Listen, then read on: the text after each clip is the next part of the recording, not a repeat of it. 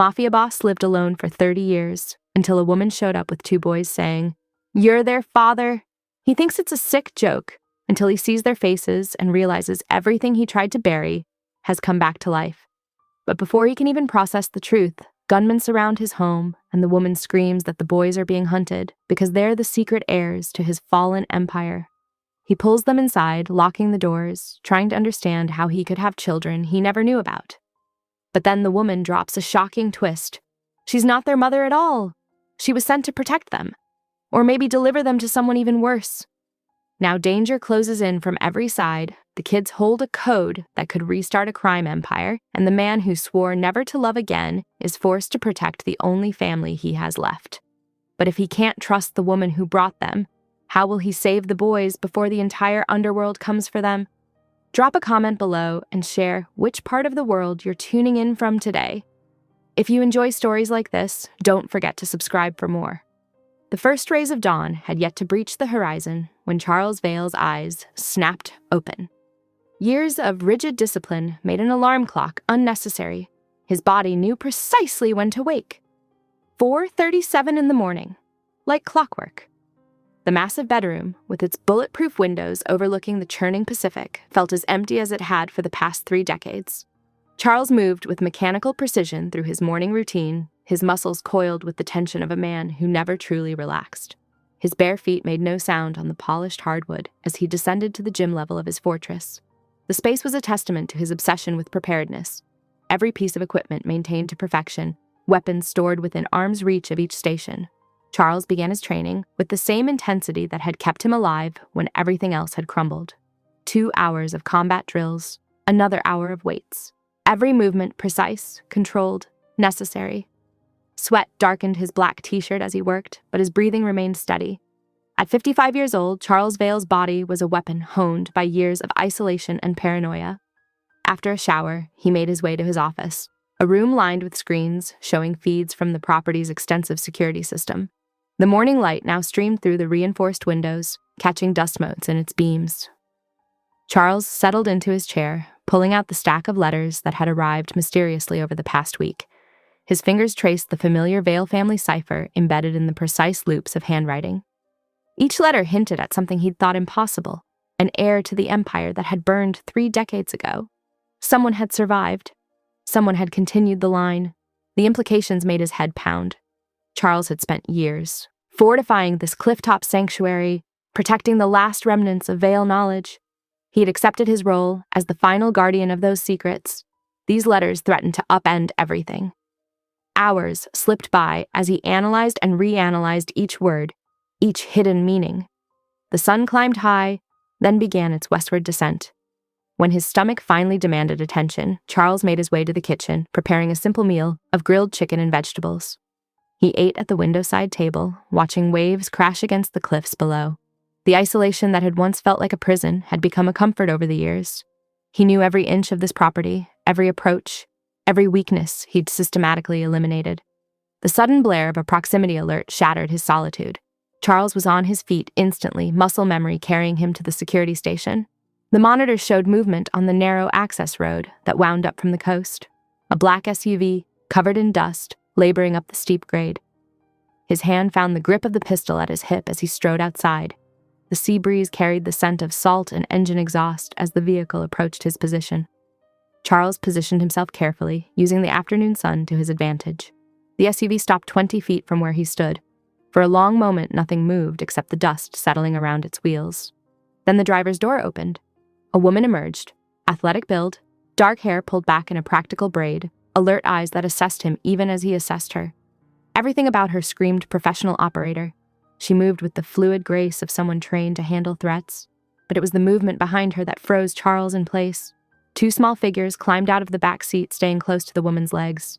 Boys, young ones. "You're their father." The woman, Athena Rios, his mind supplied from somewhere in his intelligence archives, delivered the words without preamble or explanation. Just 4 words that cracked the foundations of Charles's carefully ordered world. He barely registered her presence now. His focus had locked onto the boys' faces. The older one, perhaps 10, had Charles's own sharp cheekbones and serious eyes. The younger carried the distinctive Vale nose, the same one Charles saw in the mirror every morning. Time seemed to stop as Charles stared at these impossible children. The setting sun painted everything in surreal shades of amber and shadow, transforming the moment into something that felt more like a dream than reality. Features he'd never expected to see again, features he'd thought lost forever, looked back at him with a mixture of fear and curiosity. The older boy shifted slightly, positioning himself partially in front of his brother, a protective gesture that sparked something painful in Charles's chest. He recognized that instinct. He'd had it once, long ago, before everything burned. The waves crashed below, counting out seconds that stretched into small eternities. Charles felt the weight of 3 decades of solitude pressing against this moment, this impossible reunion he'd never allowed himself to imagine. His fortress suddenly felt both too large and too small.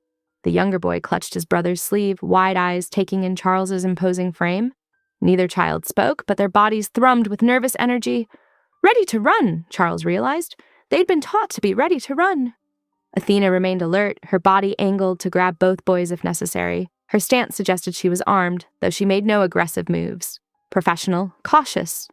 She watched Charles with the careful attention of someone who knew exactly how dangerous he could be. How?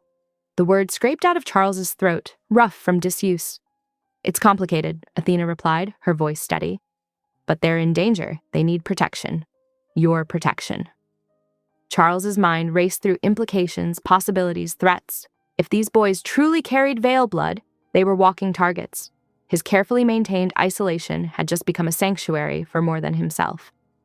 The sun sank lower, casting long shadows across the drive. The older boy's face remained stoic, but his hands trembled slightly where they gripped his brother's shoulders. The younger one had pressed himself against his brother's back, peeking around to study Charles with wide eyes. Those eyes, veil eyes. Charles felt something crack in his chest, a fissure in the walls he'd built around himself. These children carried pieces of his past in their DNA, fragments of a legacy he'd thought lost forever. The sea breeze picked up, carrying the first chill of evening. The boys shivered slightly in their light jackets. Charles noticed Athena's subtle shift, positioning herself to block more of the wind from reaching them, a protective instinct he hadn't expected from someone who moved like a professional operator. "We should go inside," Charles found himself saying, the words feeling foreign in his mouth. How long had it been since he'd spoken to another person? The temperature drops quickly after sunset here. Athena nodded, but made no move. She was waiting for him to lead the way, he realized, showing him she understood the protocols of entering someone else's fortress. The boys stayed close to her, their shoes scuffing slightly on the gravel. Charles turned toward the house, hyper-aware of the 3 sets of footsteps behind him. The security system hummed, cameras tracking their movement. His sanctuary was about to become something else entirely, a shelter for these impossible children who carried his blood. The dying sunlight painted everything in deep gold and purple shadows as they approached the entrance. Charles typed in his code, hearing the subtle click of heavy locks disengaging. He held the door, watching as Athena ushered the boys inside. They crossed the threshold carefully, the boys, eyes widening as they took in the austere luxury of the foyer.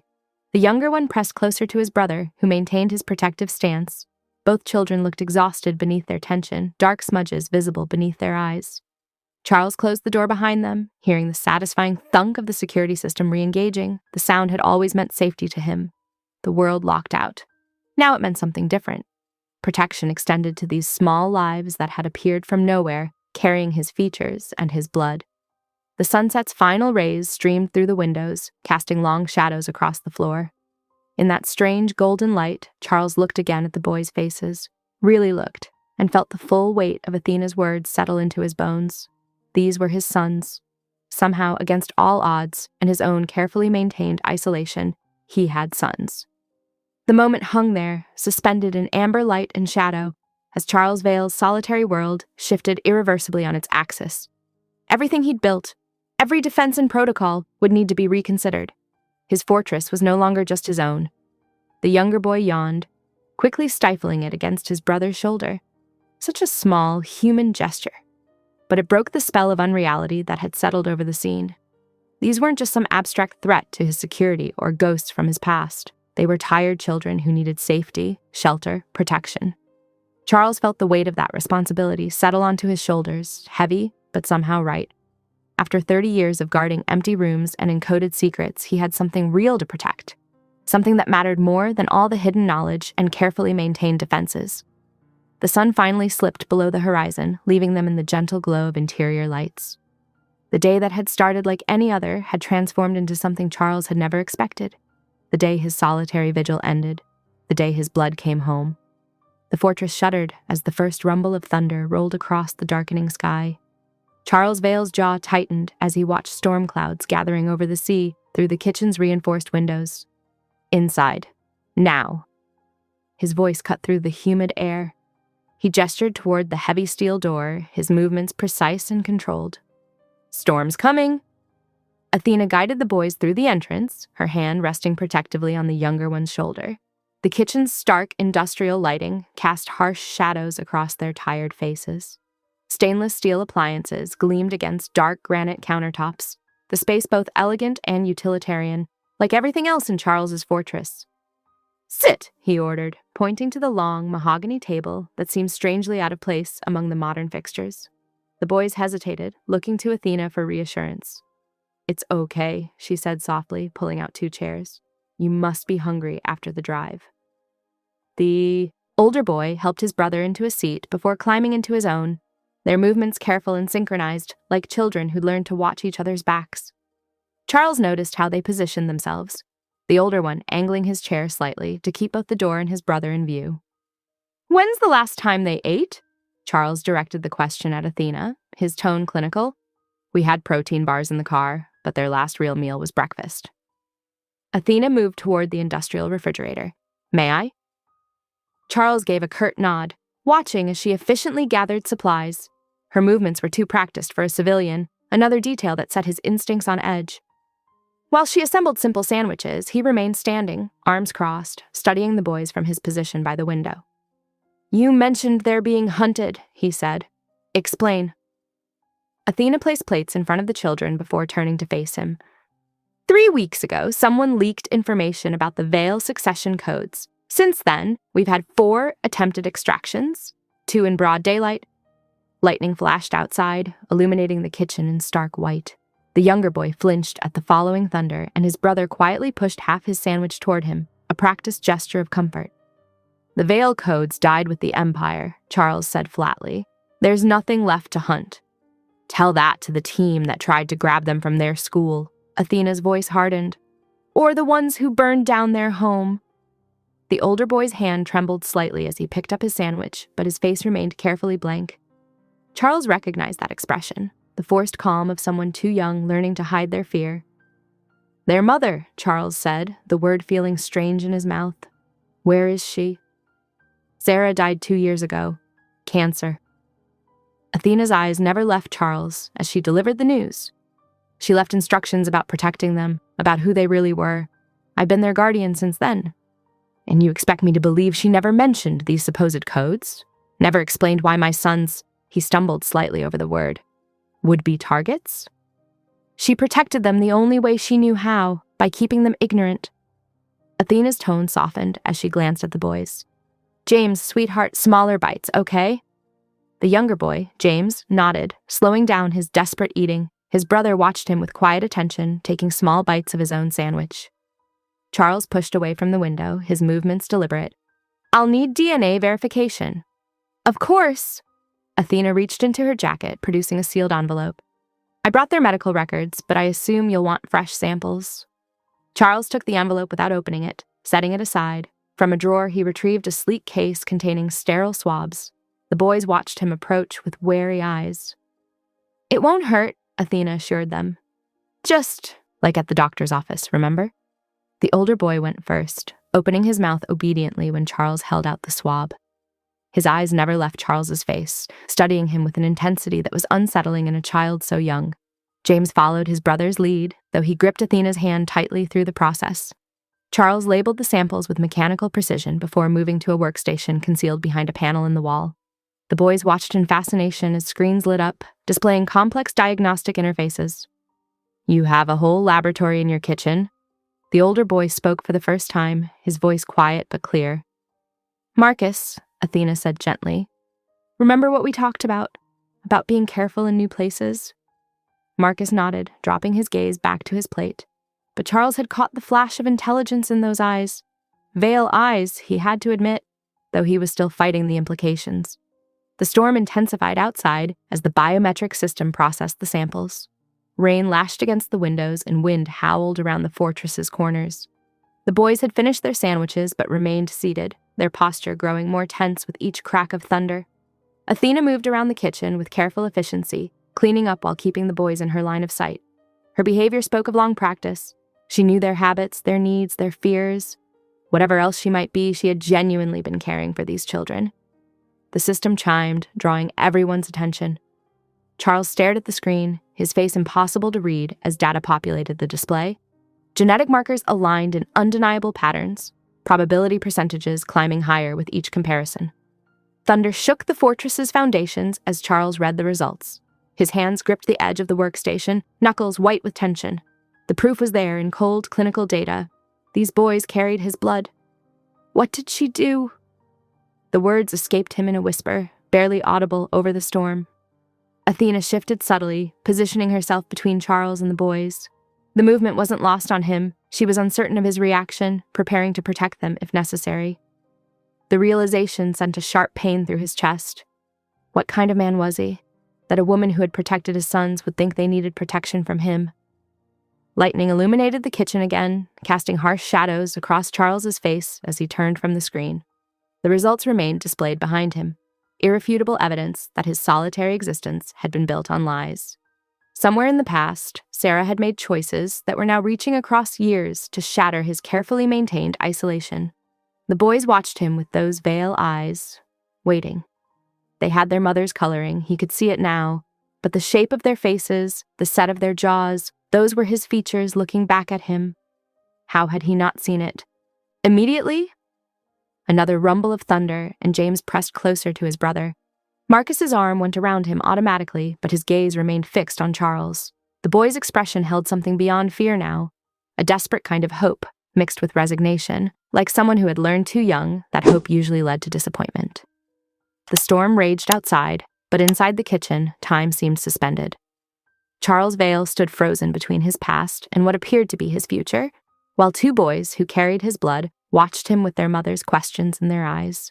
Athena remained silent, her body still angled protectively, waiting for him to process what the DNA results had confirmed. The truth hung heavy in the air between them, as undeniable as the storm that shook the fortress's walls. Those walls had been Charles's protection for 30 years, keeping the world and its complications at bay. Now they would have to become something else, a shelter for these boys who were undeniably his sons, a defense against whatever threats pursued them. The realization settled over him like a physical weight, changing everything about his carefully ordered existence. The younger boy, James, yawned suddenly, the sound startlingly normal in the tension-filled room. It reminded Charles that beyond the genetic markers and hidden codes, beyond the mysteries and threats, these were children who had been running for weeks, children who needed safety and rest, regardless of what questions still needed answering.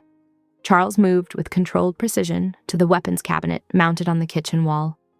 The boys tensed, but Athena remained still, watching him retrieve a matte black handgun. He placed it deliberately on the table between them, the metal gleaming under the harsh kitchen lights. "Now," he said, his voice low and steady. "The full truth. All of it." Athena's eyes flickered to the gun, then back to his face. "The boys need to rest. They've been through enough today." "They stay." Charles's tone left no room for argument. "I need to hear everything, and I need to verify their responses." Thunder crashed outside, making James jump. Marcus squeezed his brother's shoulder, a gesture so protective it made Charles's chest tighten. These were clearly brothers who had learned to rely on each other. Athena took a deep breath, her shoulders squaring. "I'm not their mother." The confession hung in the air. The boys didn't react. They already knew, but Charles's eyes narrowed dangerously. "Explain." "I was assigned to protect them 6 months ago when the first Veil codes resurfaced. Their real mother—" Athena paused, glancing at the boys. "Sarah Thompson died 3 years ago. The official report says car accident, but there were inconsistencies, signs of tampering. It happened right when whispers about the old empire started circulating again." Charles's jaw clenched at Sarah's name. "And you work for?" "That's complicated." Athena's hand moved to her neck, touching something under her collar. The agency I was with. Their interests in the boys weren't entirely clear. That's why I ran with them instead of delivering them as ordered. Rain hammered against the windows as Charles processed this. He turned to the boys, his expression softening slightly. Marcus, he addressed the older one. Hold out your right hand, palm up. Marcus looked to Athena, who nodded. He extended his hand, revealing a faint birthmark near his wrist. Now press here. Charles touched a spot on the kitchen counter, and a small scanner emerged. Place your palm on this. The boy complied, and the scanner hummed to life. Data scrolled across the nearest screen. Genetic markers, blood type, unique identifiers that had been encoded into Vale DNA for generations. James, Charles called softly. Your turn. The younger boy's hand trembled slightly, but he followed his brother's example.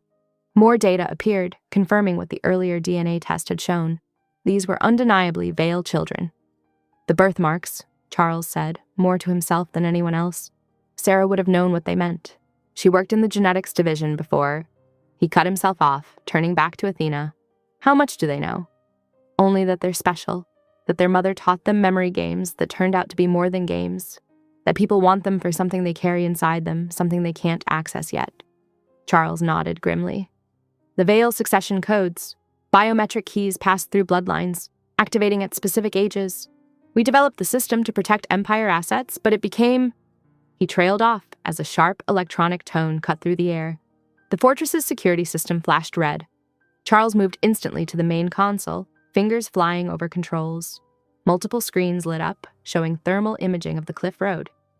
3 vehicles, he reported tersely. Heavy-duty SUVs, military grade, moving in formation. He turned to Athena. Were you followed? Impossible. I took every precaution, changed vehicles 4 times. They found you anyway. Charles was already moving, pulling weapons and equipment from hidden compartments. Get the boys. We're moving to the safe wing. But the defenses, Athena started, won't hold against a professional strike team. Not indefinitely. He tossed her a tactical vest. Put this on them first. Athena helped the boys into the protective gear, while Charles activated security protocols. Metal shutters slid over windows. Reinforced doors sealed automatically. Stay close, Charles ordered, leading them through a series of corridors. The boys kept pace well, suggesting they were used to quick evacuations. The thought made his blood boil, his sons running for their lives while he'd hidden in his fortress, believing he had no family left. The safe wing was accessed through a biometric lock that required both palm print and retinal scan. Charles ushered them through quickly, sealing the heavy doors behind them. There's a panic room through there, he pointed down a hallway.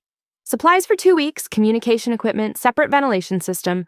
Athena, get them settled. I need to assess the threat. You're leaving. James's voice was small but clear. Charles paused, looking down at his younger son. Something twisted in his chest at the fear in those eyes so like Sarah's it hurt to look at them. I'm going to make sure they can't reach you, he said firmly. Stay with Athena. She's proven she'll protect you. But who's going to protect you? Marcus asked. The question caught Charles off guard. These boys had known him for less than 2 hours, yet here was genuine concern in his son's voice. He forced himself to smile slightly. I've protected myself for 30 years. I'm very good at it. He grabbed additional weapons from a wall safe, checking magazines and spare ammunition with practiced efficiency. The security screens in this section showed the vehicles getting closer, their headlights cutting through the storm like searching eyes. If I'm not back in 20 minutes, initiate Protocol 7, he told Athena. The system will recognize your biometrics now. It'll get you and the boys out through the tunnel system. She nodded, professional mask firmly in place, but her eyes held questions. You're trusting me with them. You've kept them alive this long. Charles checked his tactical gear one final time. And right now, you're the only one who knows what we're really up against. He moved toward the balcony access, but Marcus's voice stopped him. Mom, Sarah, she used to say someone would come for us someday. Someone who could read the stars like she could. The boy's voice wavered slightly. Was she talking about you? Charles turned back, struck by the memory of Sarah's fascination with astronomy, her habit of teaching complex calculations through constellation patterns. Your mother, he said carefully, was brilliant at hiding important things in plain sight. Keep thinking about those games she taught you. They matter more than you know. He stepped out onto the balcony, closing the reinforced door behind him. Rain lashed at his face as he took up position, weapon ready. Below, headlights wound up the cliff road like a glowing serpent, getting closer with each passing second. The storm raged around him, but Charles's hands were steady on his rifle. For 30 years, he'd defended this fortress against threats that never came. Now, with his sons finally found, the past was rushing to meet him with violent intent. Through his scope, he counted 3 black SUVs, their profiles suggesting military modifications. Professional hunters coming for children who carried encoded secrets in their blood, coming for his boys. Lightning split the sky, illuminating the fortress walls. Charles felt the old familiar calm of combat settling over him. He had spent decades hiding from his legacy, but now that legacy had found him in the form of 2 young boys with veil eyes and their mother's courage. The vehicles continued their approach, and Charles adjusted his aim, watching through the scope as rain streamed down the barrel of his rifle. Whatever came up that road, whatever threat emerged from the storm, would learn why the Vale name had once commanded both fear and respect. Below him, the headlights grew closer, their beams cutting through the darkness like searching fingers reaching for the fortress walls. The first shots shattered the fortress's silence. Glass exploded inward as bullets pierced the reinforced windows, sending crystalline shards raining across marble floors. Charles moved with lethal grace, decades of training evident in every precise motion. "Contact, north perimeter," he called out, voice eerily calm. Multiple hostiles breaching the outer wall. From her position in the safe wing, Athena watched through security feeds as Charles methodically eliminated threats. His movements were fluid, economical, nothing wasted. He dropped 3 attackers in rapid succession, each shot finding its mark with devastating accuracy. "We need to move," she told the boys, guiding them away from the monitors. "Your father knows what he's doing." Marcus nodded, but James clung to her hand. She could feel his pulse racing through his small fingers. The sound of gunfire grew closer, punctuated by shouts and the metallic clang of breaching tools against steel doors. Charles's voice crackled through the intercom. "Storage chamber, level 2, now!" Athena didn't hesitate. She led the boys through a maze of corridors, following emergency lighting that cast everything in an eerie red glow. The storage chamber was industrial-grade steel, designed to withstand explosives. She ushered the boys inside, securing the heavy door just as fresh gunfire erupted nearby. Through the chamber's small observation window, she watched Charles engage a mercenary in close combat. His ammunition spent, he moved like a predator, brutal, efficient, terrifying. The attacker never stood a chance. Charles snapped the man's neck with practiced ease, the wet crack audible even through the thick door. "Don't look," Athena whispered, but the boys had already seen. James buried his face against her side while Marcus stared, wide-eyed at the father he'd just met, demonstrating exactly why the Vale name still carried weight in certain circles. More attackers fell to Charles's methodical violence. He didn't waste energy on flourishes or unnecessary movement. Each strike was calculated, lethal. This wasn't the practiced violence of someone who trained regularly. This was the muscle memory of a man who had once dealt death as a profession. When the gunfire finally ceased, Charles appeared at the chamber door, blood splattered across his tactical gear. "Clear," he announced, voice still unnaturally steady. "But we're moving deeper inside, now." He led them through sections of the fortress Athena hadn't seen before, past hidden steel doors that merged seamlessly with the walls when closed. Emergency lighting cast their shadows in crimson as they descended. "I need to explain," Athena started, keeping her voice low. "My mission was always to protect them. From the beginning." "Quiet." Charles's command cut through the air like a blade. "You stay under my control until I decide otherwise. Your explanations can wait." They reached a security station, where Charles began inputting codes, initiating what appeared to be a complete internal lockdown. The fortress groaned around them as heavy barriers engaged, sealing them off from the outside world. A small sound drew his attention. James stood trembling, arms wrapped tightly around himself, eyes fixed on the blood staining his father's clothes. Charles's transformation was immediate and startling. The killer who had just eliminated a strike team with mechanical precision knelt before his son, his movements deliberately gentle. "Hey," Charles said softly, keeping his bloody hands away from the boy. "I know that was scary, but do you know what my job is now?" James shook his head. "To make sure nothing scary ever reaches you again." Charles's voice remained gentle, but there was steel beneath the words. "That's what fathers do. and I'm very, very good at it." The boy's trembling eased slightly. Marcus moved closer to his brother, their shoulders touching in silent support. Athena watched the interaction with growing surprise. This tenderness seemed impossible from the man who had just killed without hesitation. Charles stood, his expression hardening as he turned to Athena. "Follow me." He led them through another series of secured doors into what appeared to be a residential suite, reinforced but comfortably furnished. Large screens displayed security feeds from around the fortress, showing the aftermath of the attack. Bodies lay where they had fallen, blood darkening the expensive floors. "This is your space now," Charles announced, his tone leaving no room for discussion. "Everything you need is here. Kitchen's stocked, beds are made, security protocols are active." He turned to face them fully, his presence filling the room. "You don't leave this fortress now, not for a long time." Athena studied the space, comfortable but clearly designed for long-term containment. The windows were ballistic glass, the doors controlled by biometric locks. It was as much a cage as it was a sanctuary. "The bodies?" she asked quietly. "I'll handle it, Warfreer," Charles replied. "Stay here, keep them calm. I'll be back once it's done." He moved to leave, but Marcus spoke up. "Will they send more people?" Charles paused, considering his son's question. "Yes," he answered honestly. "But they'll find what the others did, that getting to you means getting through me." His eyes met Athena's. "Both of you will tell me everything you know, soon. But first, I need to clean up." The door sealed behind him with a heavy click. Through the security feeds, they watched him begin the methodical process of removing evidence, his movements as precise in this task as they had been in combat. James sat on one of the plush couches, his small frame still tense. "Is he always like that?" "Like what?" Athena asked, settling beside him.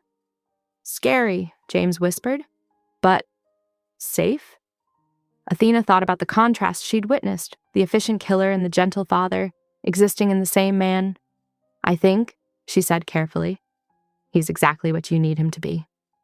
On the screens, Charles continued his work, erasing all traces of the violence that had erupted in his sanctuary. His movements were smooth, practiced, a man accustomed to dealing with death's aftermath. But when he passed the security camera outside their suite, he paused, looking directly into the lens. His expression softened just slightly, a silent reassurance to the boys he knew were watching. The fortress hummed around them, layers of steel and security separating them from the world outside. Athena realized they were now as much Charles's prisoners as they were his protected charges. But watching the boys slowly relax, their eyes tracking their father's movements on the screens, she wondered if perhaps this was exactly where they needed to be. The safe wing systems continued their quiet operation: air filtration, security protocols, surveillance feeds. Outside, the storm that had brought them to this fortress still raged, but within these reinforced walls, a strange new family dynamic was taking shape, built on violence and protection, secrets and blood. James leaned against her side, his breathing finally evening out. Marcus remained alert, studying the security feeds with an intensity that reminded her of Charles. They were safe, for now, but Athena knew this was just the beginning. The real storm, the one that had been building for 30 years, was still gathering strength. Through the monitors, they watched Charles work, his methodical movements a reminder of both the protection he offered and the danger he represented. The fortress stood silent around them, its thick walls holding back the night and the threats it contained, while within its confines, 3 lives adjusted to the presence of the man who had just demonstrated exactly why the Veil name still inspired fear. Athena woke to unfamiliar shadows dancing across an elegant ceiling. For a moment, disorientation gripped her as she took in the guest room's luxurious furnishings, all in muted grays and blues that matched the fortress's austere aesthetic. The bed was impossibly comfortable, yet she had slept fitfully, her dreams filled with gunfire and Charles Vale's efficient violence. Sunlight streamed through narrow, reinforced windows, casting long rectangles across the polished floor. A quick glance at the bedside clock showed 6:30 in the morning. The suite felt eerily quiet, though she could hear faint movements beyond her door. The boys were likely still sleeping. When she emerged from her room, dressed in clothes she'd packed in her rush to reach the fortress, she found Charles exactly where she expected. At the security console, his broad shoulders tense as he reviewed footage from the previous night's attack. He hadn't changed clothes, and stubble darkened his jaw. Clearly, he hadn't slept. "The insignias," he said without turning, his voice rough from the long night. "Look familiar?" Athena moved closer, studying the freeze frames he'd isolated. The mercenaries' tactical gear bore a symbol she thought she'd never see again, a serpent wrapped around a broken crown. The Basilisk Syndicate? That's impossible. They were wiped out years ago. Apparently not. Charles manipulated the footage, zooming in on different angles. Someone's revived them. Question is, who has the resources and motivation to resurrect a dead crime family? Before she could respond, small footsteps interrupted. James appeared in the doorway, rubbing sleep from his eyes, with Marcus close behind. Both boys hesitated, clearly uncertain of their place in this strange new dynamic. "Breakfast," Charles announced, his tone softer than it had been moments before. "You all need to eat." The kitchen area was state-of-the-art, but clearly designed for functionality over style. Charles moved with practiced efficiency, preparing a simple but substantial meal of eggs, toast, and fresh fruit. The boys watched him with barely concealed fascination as he worked, their eyes tracking his every movement. The meal itself was tense and quiet. Athena could feel Charles studying her between bites, his sharp gaze catching every subtle gesture, every careful word. When James accidentally knocked over his water glass, Charles cleaned it up without comment, his movements gentle despite his imposing presence. "Tell me about your assignment," Charles finally said, his voice carefully neutral. "All of it." Athena met his gaze across the table, aware of the boys listening intently. "I was given 2 objectives. Keep them alive and deliver them to one of 2 destinations, either to you, if you could be located, or to a secure government facility if you couldn't be found or proved." Unreceptive. "Unreceptive," Charles repeated, the word carrying dangerous undertones. "And if I had been? I would have done whatever necessary to protect them." Her answer was immediate and firm. Charles studied her for a long moment before turning to the boys. "Why don't you 2 explore the suite? Stay where the cameras can see you?" They nodded, clearly relieved to escape the tension. As soon as they were out of earshot, Charles leaned forward. "Your story has holes. Your supposed agency contact, the timing of your involvement, the convenient way you found this location. Start filling in the gaps." "I told you what I know," Athena insisted, but even she could hear the slight tremor in her voice. "No," Charles countered softly. "You told me what you think I need to hear. There's a difference." Through the security feeds, they could see the boys discovering the suite's features. A small library, entertainment systems, exercise equipment. They moved with increasing confidence, occasionally glancing at Charles for permission before touching anything. He would nod slightly each time, his stern expression softening just fractionally. The morning stretched into afternoon, Charles alternating between supervising the boys and interrogating Athena with careful, precise questions. She found herself impressed by how naturally he seemed to bond with his sons, despite his reserved manner. When Marcus showed interest in the tactical maps displayed on one screen, Charles spent 20 minutes explaining basic strategic concepts. When James discovered a chess set, Charles taught him the fundamentals with unexpected patience. As evening approached, Charles led Athena to his private office while the boys watched a movie. The room was a fortress within a fortress, walls lined with screens and servers. He retrieved a leather folder containing the encrypted letters that had started everything. "These began arriving 6 months ago," he explained, spreading them across his desk. Each one more specific than the last, demanding information about the Vale succession. Athena's hands trembled slightly as she examined them. "Yes, we intercepted similar messages. The coding pattern matches exactly. Which means either your agency is involved in their creation, or there's a leak." Charles's voice was deadly quiet. "Either way, you're compromised. You understand what that means?" She did. The weight of it settled over her like a physical thing. "I can't leave." "No," Charles confirmed. "Too many people know you brought them here. The moment you step outside this fortress, you become a target and a potential source of information about their location." He paused, watching her process this. "This is your home now, Athena, for however long it takes to unravel this mess and ensure their safety." The sun was setting now, painting the sea in deep purples and oranges. Athena stood at one of the narrow windows, watching darkness creep across the water. Behind her, she could hear the boys laughing at something on TV, could sense Charles's powerful presence as he monitored both the children and the fortress's defenses. Her world had contracted to these reinforced walls, to this strange new family unit forged in violence and necessity. She pressed her hand against the cool glass, feeling the subtle vibration of the fortress's systems: air filtration, security protocols, surveillance equipment. All of it designed to keep threats out, and now, to keep them in. The sea darkened to black, reflecting nothing but the fortress's dim exterior lights.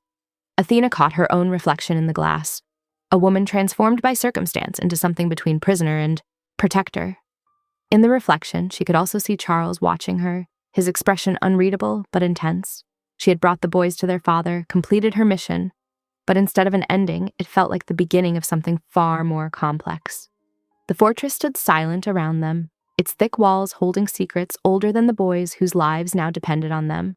Outside, the world continued its dangerous dance of power and betrayal. Inside, they waited, protected and trapped by the very man whose past had set everything in motion. The boys' laughter echoed again, a reminder of what was at stake. Athena turned from the window to find Charles still watching her, his eyes reflecting the same knowledge that had settled into her bones. Everything had changed, permanently and irrevocably. The fortress was their world now, for better or worse, until the dangers circling outside either passed or found their way in. Charles Vale's fingers moved across the old encryption console with practiced precision, muscle memory guiding him through systems he hadn't touched in decades. The fortress's main control room hummed with active servers and screens, creating a soft electronic lullaby that filled the early morning silence. He glanced at the security feed showing the boys still asleep in their rooms, then back to the vintage Vale hardware spread across his workstation. The technology was older than his son's, but its sophisticated architecture had been years ahead of its time. Now, watching the familiar patterns scroll across the screen, Charles felt an uncomfortable suspicion growing in his mind. When the boys wandered in 2 hours later, rubbing sleep from their eyes, Charles was ready. He'd arranged a series of symbols on the main display, seemingly random geometric shapes and numbers that had once been part of the Vale Empire's most secure communications network. "Good morning," he said, keeping his voice carefully neutral. "I'd like to try something if you're willing." Marcus, the older boy, approached first, while James hung back near Athena, who had followed them in.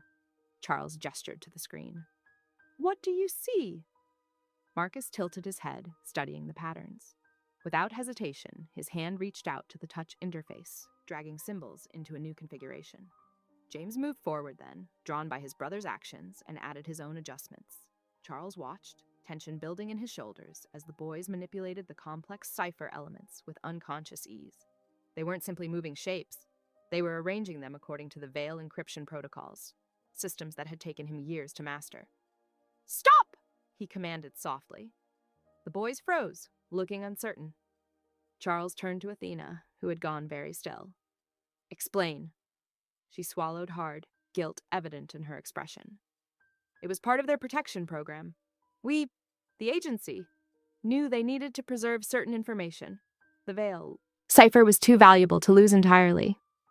"So you encoded it into children?" Charles's voice was deadly quiet. "Into my children." "It wasn't my decision," Athena protested. "The program was already in place when I was assigned to them. They use mnemonic training, disguised as games and puzzles. The boys don't even realize what they know." Charles pressed his palms flat against the console, controlling his rage through sheer force of will. "You turned them into human hard drives." "We protected the information in the safest possible way," Athena argued, though her voice wavered. "No one can torture it out of them because they don't consciously know they have it. It's all embedded in procedural memory, triggered only by specific stimuli." Charles straightened. Decision made. "Show me everything, now!" The next several hours became an intensive testing session. Charles presented the boys with various cipher elements, carefully monitoring their responses. They treated it like a game, unaware of the significance as they instinctively arranged complex encryption keys into their correct sequences. "It's remarkable," Charles muttered, reviewing the data. "They're accessing patterns I spent years learning. The muscle memory, the intuitive understanding of the mathematical relationships. They were chosen for their natural aptitude," Athena explained quietly. "Their mother was a cryptography prodigy, combined with your genetics." "Don't!" Charles cut her off sharply. "Don't try to justify this." By late afternoon, the boys had helped unlock the first layer of what Charles recognized as the Master Vale cipher, a complex algorithmic key that had once protected the Empire's entire infrastructure. He sent them to play, waiting until they were out of earshot before confronting Athena again. "Do you understand what you were part of?" he demanded. "What that cipher could do in the wrong hands?" Athena shook her head, uncertainty clear in her features. Charles's voice was grim as he explained. The Veil encryption system wasn't just about securing communications. It was the backbone of an entire shadow economy. Banking protocols, trading algorithms, supply chain management, everything needed to run a global criminal enterprise. If someone resurrects those systems with modern computing power, they could rebuild the empire, Athena finished, horror dawning in her eyes. Bigger than before, Charles confirmed. More sophisticated, harder to trace or stop. He ran a hand through his hair, a rare gesture of frustration. "And you've helped turn my sons into the keys to that kingdom." "I'm sorry," Athena whispered. "I didn't know the full scope. I should have told you everything immediately." "Yes," Charles agreed coldly. "You should have." The day stretched into evening, the fortress growing darker as the sun began its descent. Charles continued running diagnostics on the old systems while Athena helped the boys with dinner. The domestic sounds from the kitchen created an odd counterpoint to the serious work at hand. James appeared at his elbow, offering him a sandwich. The simple gesture of consideration made something in Charles's chest tighten. These were not just vessels for dangerous information, they were children. His children. And someone had used them without regard for the target it would place on their backs. As twilight painted the sky in deep purples, a light began blinking on Charles's secure communications panel. He opened the encrypted channel, body tensing as text appeared on the screen. "We know the children are with you." Charles stared at the message, jaw clenching. In the kitchen, he could hear the boys laughing at something Athena had said. The sound echoed through the fortress's steel-reinforced corridors, a reminder of everything he now had to protect, and everything he stood to lose. The message continued to pulse on the screen, its 5 simple words carrying the weight of threat and promise. Someone out there was watching, waiting, planning. Someone who wanted what the boys carried in their trained memories, who would stop at nothing to access the power hidden in their minds. Charles reached for the keyboard, fingers hovering over the keys as he considered his response. But before he could type, another message appeared. The cipher must be completed, one way or another. The threatening implications were clear. Charles closed the channel without responding, his mind already racing through defensive scenarios and contingency plans. He would need to accelerate the boys' training, need to understand exactly what information they carried before someone else tried to extract it from them. In the growing darkness, the fortress's systems hummed steadily, a mechanical heartbeat echoing through its armored walls. Charles thought about the empire that had crumbled, about the power that still lay dormant in its encrypted foundations. He thought about his sons, innocent vessels for a legacy they never asked to carry. The Veil cipher had once been his burden to bear. Now it lived on in his children's minds, a dangerous inheritance he had never intended to pass on. As night settled over the fortress, Charles Veil began preparing for a war he thought he'd left behind 30 years ago. A war that now had the most precious stakes imaginable. Charles stalked through the darkened corridors of his fortress, checking every defense system for the 3rd time that night. The threatening message from earlier had set him on edge, his instincts screaming that an attack was imminent. Each monitor showed green status indicators, but experience had taught him that safety was an illusion. He paused at the reinforced window overlooking the cliff face, scanning the terrain below. The moon cast silver light across the rocks, creating deep shadows perfect for concealment. His fingers traced the cool glass as memories of past sieges flickered through his mind. A flash of movement caught his eye, barely perceptible, but there. Then another. Within seconds, dark figures emerged from multiple positions, moving with military precision toward the compound's weak points. "Athena!" Charles's voice cut through the silence. "Get the boys!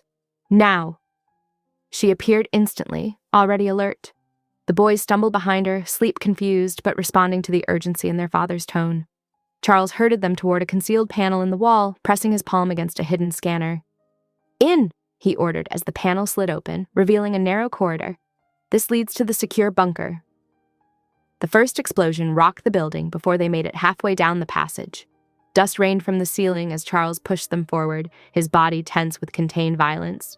The boys flinched at each subsequent blast, but kept moving. Another explosion, closer this time. Charles could hear the sound of boots on steel. They'd breached the outer defenses faster than should have been possible. These weren't ordinary mercenaries.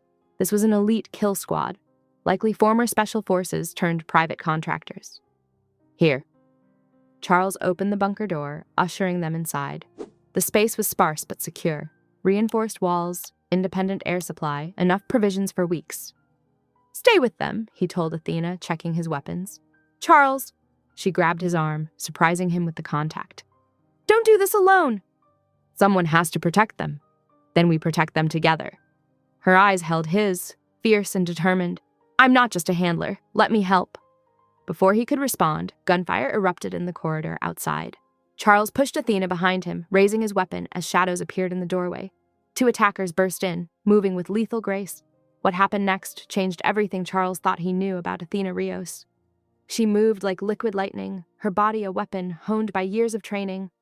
As Charles engaged the first attacker, she launched herself at the second, using her smaller size to her advantage. Her elbow connected with the man's throat, while her other hand stripped away his gun. Charles barely had time to register her skill before his own opponent was on him. They crashed into the wall, trading brutal blows. The attacker was good, special forces good.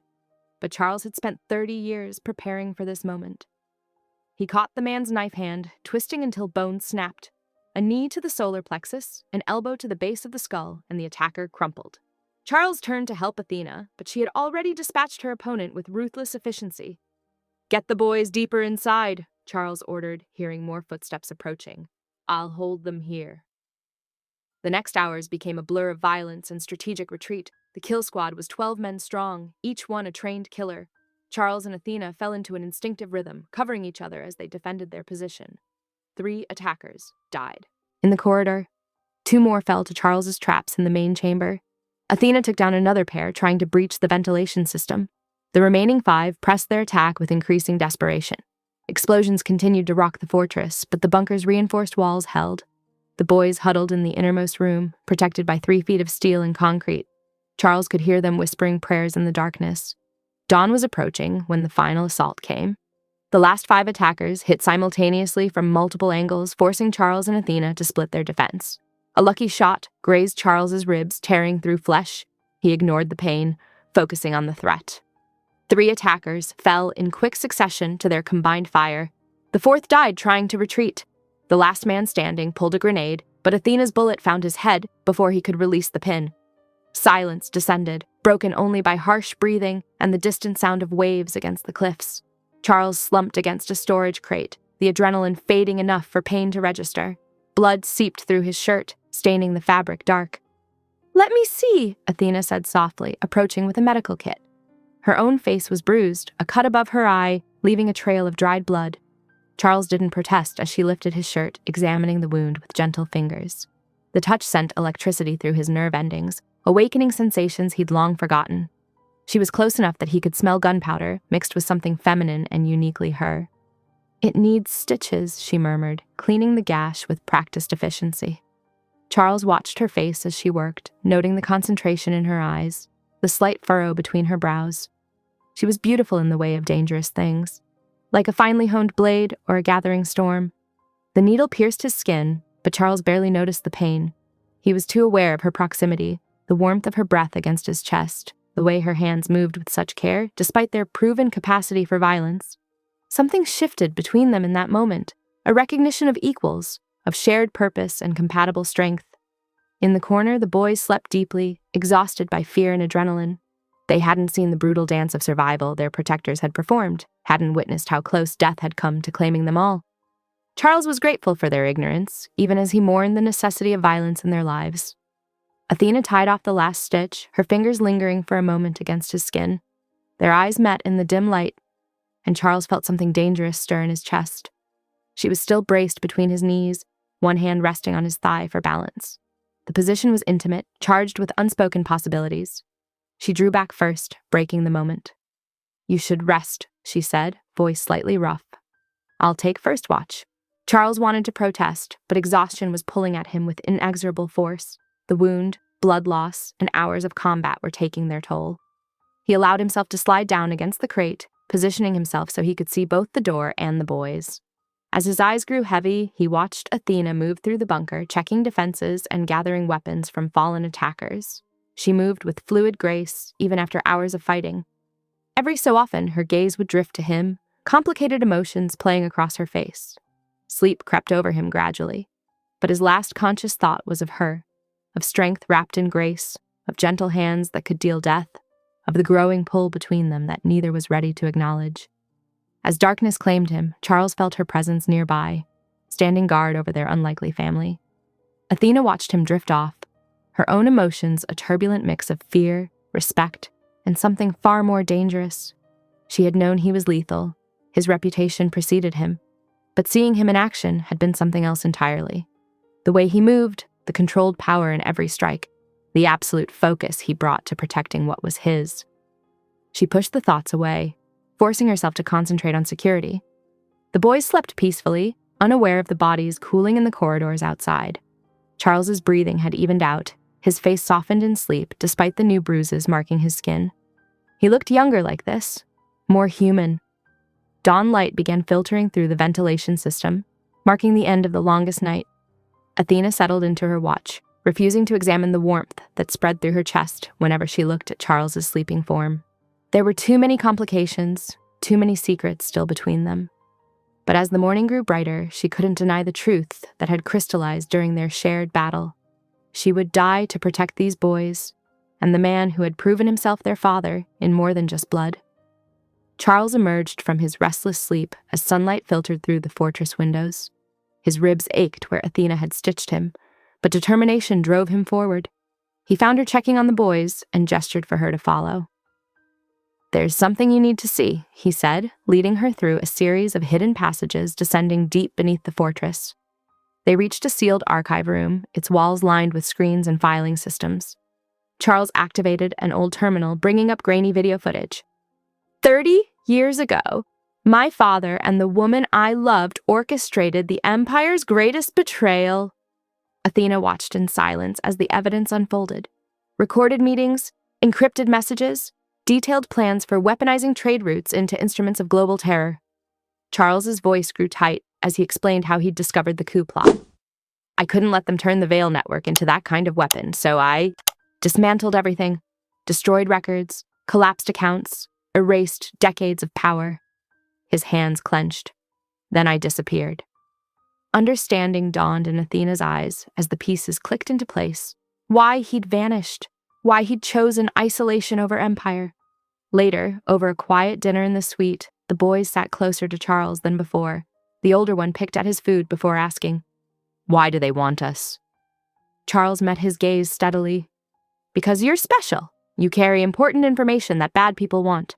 But I promise, I won't let them hurt you." The simple honesty seemed to satisfy the boy. Athena felt her own loyalties shifting as she watched them together. That night, Charles stood alone on the balcony, his whispered words barely audible. "They were never supposed to be dragged into this." The next morning, Charles hunched over the control room monitors, his jaw tightening as he reviewed transmissions from the previous night's attack. His fingers flew across the keyboard, decoding intercepted messages. One encrypted file made his blood run cold. The orders were clear. Athena had been instructed to deliver the boys to a shadow organization if she failed to reach Charles. The same faction that had tried to weaponize the Veil Empire decades ago. Rage and old wounds burning in his chest, Charles stormed through the fortress halls until he found Athena checking the perimeter sensors. He grabbed her arm, spinning her to face him. "You were going to hand them over to become weapons." "No," Athena's eyes flashed. "I disobeyed those orders the moment I understood what they planned. Those boys aren't tools. They're children who need protection." Charles couldn't risk trusting her, not again. Not after his father's betrayal. He escorted her to a secured room, deaf to her protests.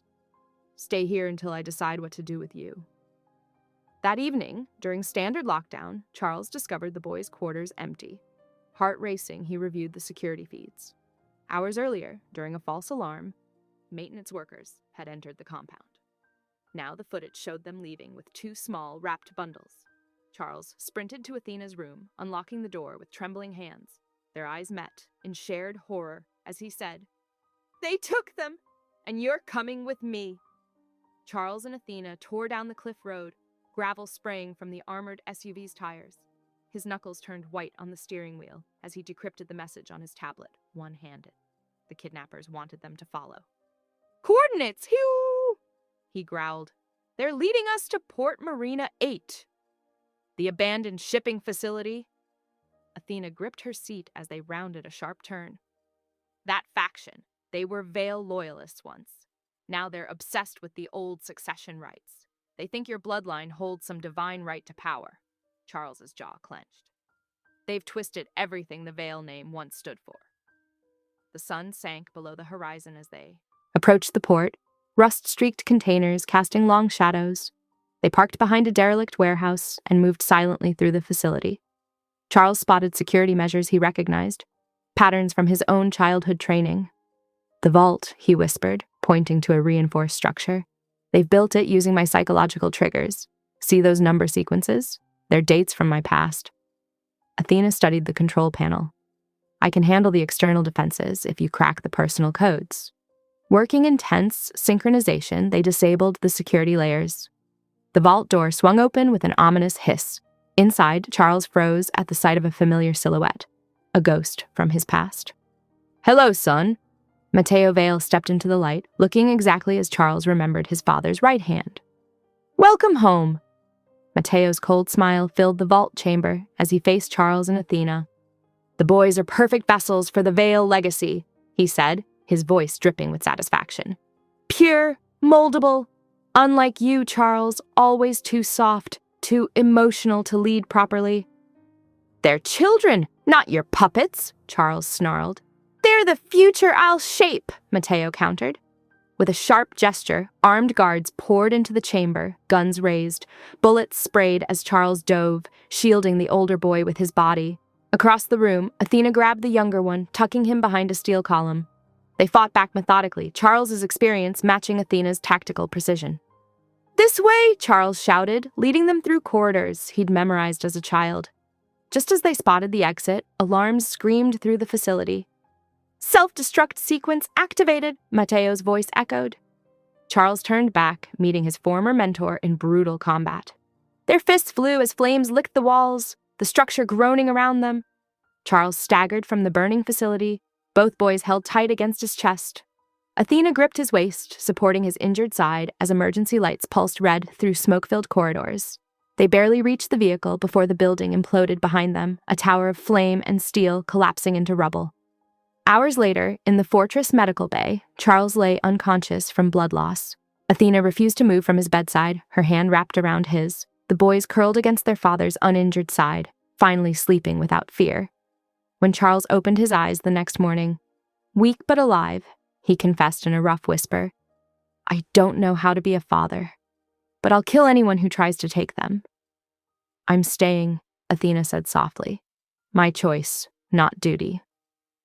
Over the next week, Charles systematically destroyed what remained of the Vale Empire, ensuring their sons would be free. At sunset, as the boys called him Dad for the first time, he slipped a ring onto Athena's finger. "No one takes my family ever again." Thank you for listening. Stories connect us in the most unexpected ways. If you felt that spark today, make sure you're subscribed. I share a new one daily, and the next might change your day.